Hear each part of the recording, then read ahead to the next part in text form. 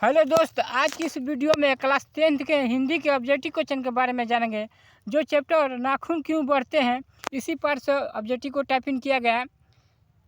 तो चलिए स्टार्ट करते हैं। जो एमडी गाइड से इस क्वेश्चन को लिया गया है। फर्स्ट नंबर सवाल बोला है, ध्यान से देखिए। नाखून क्यों बढ़ते हैं, इसका राइटर कौन है बाबू? हजारी प्रसाद द्विवेदी। फर्स्ट नंबर सवाल बोल रहा है नाखून क्यों बढ़ते हैं, भारत में बूढ़े ने सबसे बड़ी चीज़ किसे माना? तो प्रेम को माना।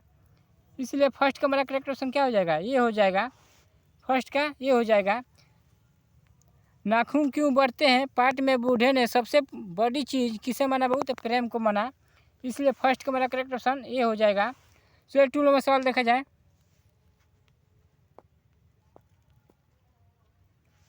2 नंबर सवाल बोल रहा है नाखून की प्रतीक है, नाखून प्रतीक है बाबू तो पाशवी वृत्ति का। इसलिए 2 का मेरा करेक्ट ऑप्शन ये हो जाएगा। 2 का क्या हो जाएगा बाबू? ये हो जाएगा। चलिए 3 नंबर को सवाल देखा जाए। 3 नंबर सवाल बोला नाखून क्यों बढ़ते हैं, गद्य की कौन सी विधा है? तो ललित निबंध है बाबू। नाखून क्यों बढ़ते हैं, ये कौन सा विधा है बाबू? तो ललित निबंध है। इसलिए 3 का मेरा करेक्ट ऑप्शन सी सही हो जाएगा। 3 का सी हो जाएगा। चलिए 4 नंबर सवाल देखा जाए। 4 नंबर सवाल बोल रहा है नाखून क्यों बढ़ते हैं, यह प्रश्न लेखक से किसने पूछा? तो छोटी सी बेटी ने पूछी थी। इसलिए 4 का मेरा करेक्ट ऑप्शन सी हो जाएगा।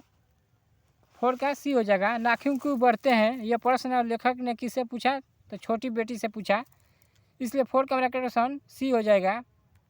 चलिए 5 नंबर सवाल देखा जाए। 5 नंबर सवाल बोल रहा है लेखक के अनुसार नाखून की विधित आकृतियों में कौन सी है? तो उपयुक्त में सभी त्रिकोण, वर्तुलाकार, चंद्राकार। यानी 5 का मेरा करेक्ट ऑप्शन डी हो जाएगा। इनमें से सभी उपयुक्त में क्या हो जाएगा? सभी। 5 का डी हो जाएगा। चलिए 6 नंबर सवाल देखा जाए। 6 नंबर सवाल बोल रहा है हजारी प्रसाद द्विवेदी का जन्म कहाँ हुआ था? तो हजारी प्रसाद के द्विवेदी का जन्म कहाँ हुआ था बाबू? तो दुबे छपरा बलिया में हुआ था।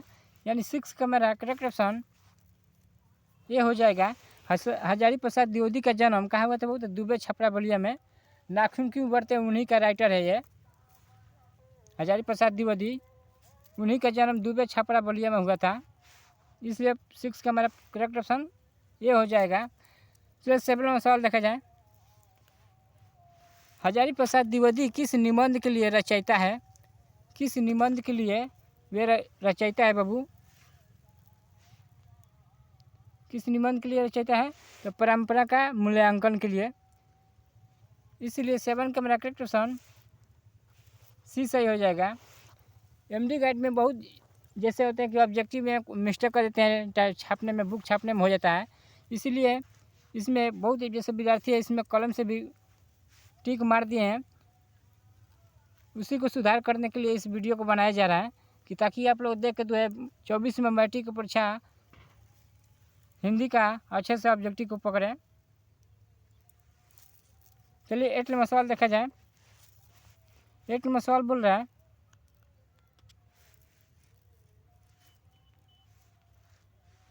8 नंबर सवाल बोल रहा है हजारी प्रसाद द्विवेदी का जन्म कब हुआ था? तो 1907 में हुआ था। हजारी प्रसाद जो द्विवेदी का जन्म कितना ईस्वी में होता है? 1907 में, जो दुबे छपरा बलिया में हुआ था उनका जन्म। इसलिए 8 का मेरा करेक्ट ऑप्शन ये सही हो जाएगा। हजारी प्रसाद द्विवेदी का जन्म 1907 में हुआ था। इसलिए 8 का करेक्ट ऑप्शन ये हो जाएगा। चलिए 9 नंबर सवाल देखा जाए। 8 नंबर सवाल बोल रहा है हजारी प्रसाद द्विवेदी का रचित पाठ है तो नाखून क्यों बढ़ते हैं? हजारी प्रसाद द्विवेदी का रचित पाठ का नाम क्या है बहुत? नाखून क्यों बढ़ते हैं, यही सवाल पूछा जा रहा है। 9 नंबर हजारी प्रसाद द्विवेदी जो है वो कौन सा पाठ लिखे थे बहुत? नाखून क्यों बढ़ते हैं। इन्हीं का राइटर है हजारी प्रसाद द्विवेदी। इसलिए 9 का मेरा करेक्ट ऑप्शन ये सही हो जाएगा। 9 का ये हो जाएगा। चलिए 10 नंबर सवाल देखा जाए।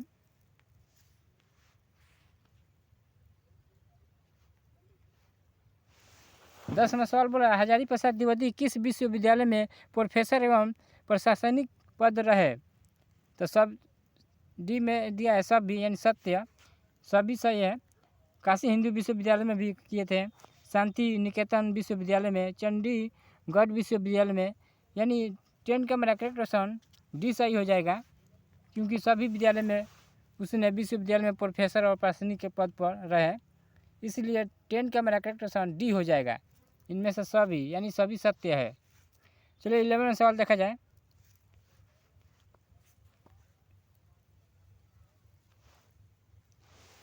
11वां सवाल बोल रहा है, हजारी प्रसाद द्विवेदी का कौन सा निबंध नई पीढ़ी में संदर्भ बौद्ध इतिहास चेतना सांस्कृतिक आत्मगौरव का भाव जगाता है? तो नाखून क्यों बढ़ते हैं, ये पाठ ऐसा एक चीज़ है बाबू, हजारी प्रसाद द्विवेदी जो निबंध के द्वारा पीढ़ी में संदर्भ बौद्ध इतिहास चेतना सांस्कृतिक और आत्मगौरव का भाव जगाता है, इसलिए 11 का मेरा करेक्ट ऑप्शन सी हो जाएगा।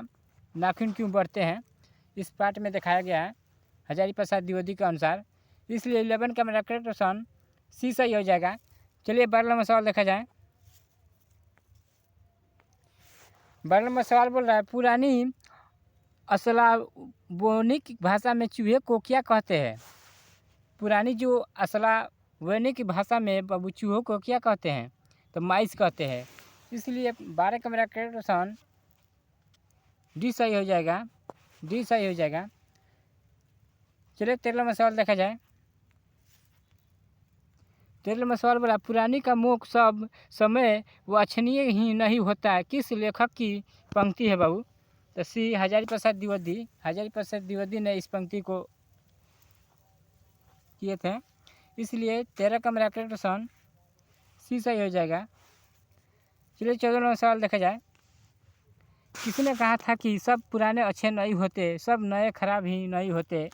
तो हजारी प्रसाद द्विवेदी ने कहे थे, इसलिए 14 का मेरा करेक्ट ऑप्शन बी सही हो जाएगा। चलिए 15वां सवाल देखा जाए।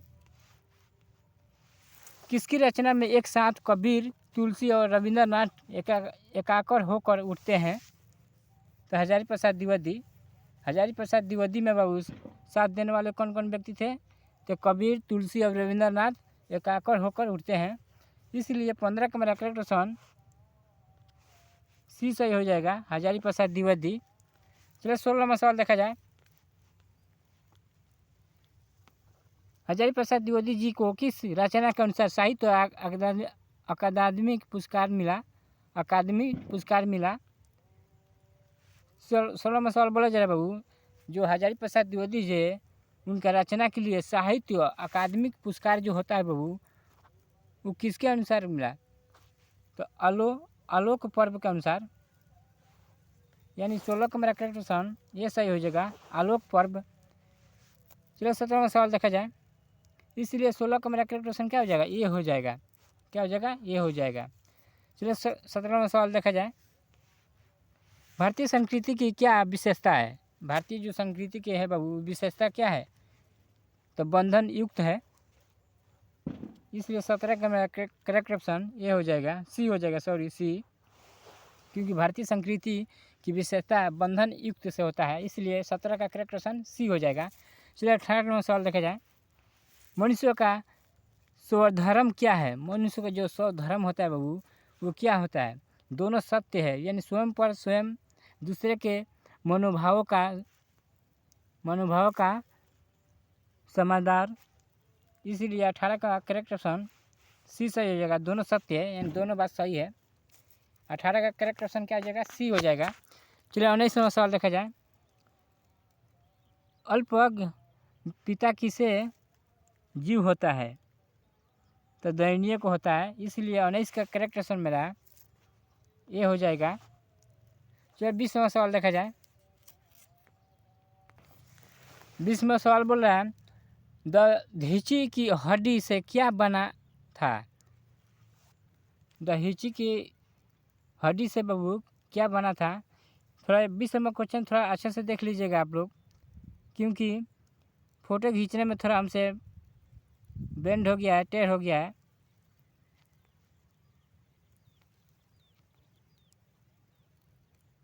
इंद्र का वर्ज यानी दहीची की हड्डी से क्या बना था बाबू? तो इंद्र का ब्रिज, इसलिए 20 का मेरा करेक्ट ऑप्शन क्या हो जाएगा, सी हो जाएगा। 20 का क्या हो जाएगा बाबू, सी। करेक्ट ऑप्शन सी हो जाएगा। इंद्र का वर्ज बना था, दहीची की हड्डी से क्या बना था, दधीची की हड्डी से क्या बना था बाबू, इंद्र का वर्ज, इसलिए 20 का करेक्ट ऑप्शन सी हो जाएगा। चलिए 21वां सवाल देखा जाए।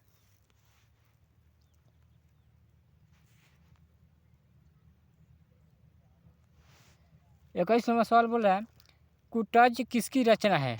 कुटज किसकी रचना है, हजारी प्रसाद द्विवेदी के। हजारी प्रसाद द्विवेदी ने कुटज की एक रचना की थी, इसलिए 21 का करेक्ट ऑप्शन बी सही हो जाएगा। क्या हो जाएगा, बी सही हो जाएगा 21 का। चलिए 22वां सवाल देखा जाए। 22वां सवाल बोल रहा है दूसरे के इशारों पर भटकने वाला लोगों को क्या कहते हैं, तो मुंड कहते हैं, यानी 22 का मेरा करेक्ट ऑप्शन बी सही हो जाएगा। चलिए 23वां सवाल देखा जाए।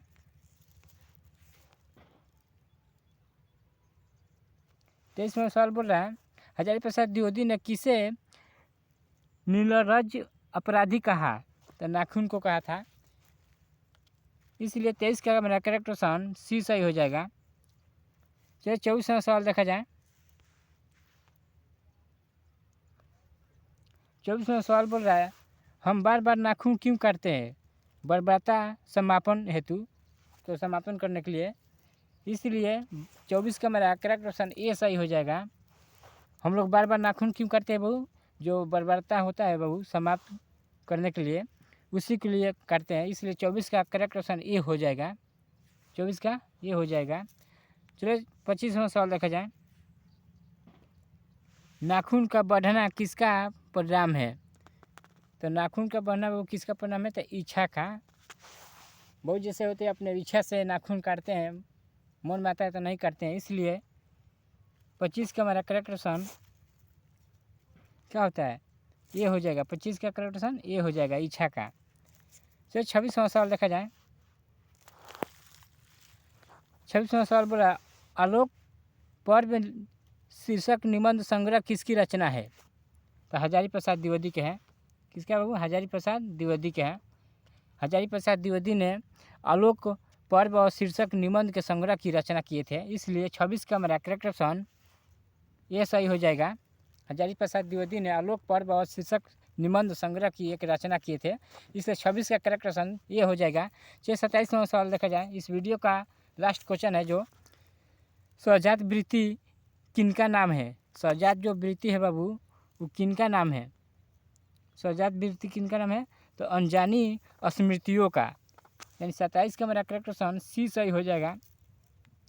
अगर वीडियो पसंद पड़े तो लाइक कीजिएगा और शेयर कीजिएगा, और मेरे चैनल को सब्सक्राइब कीजिएगा। अजय एजुकेशन नंबर 1 चैनल का नाम है। थैंक्स।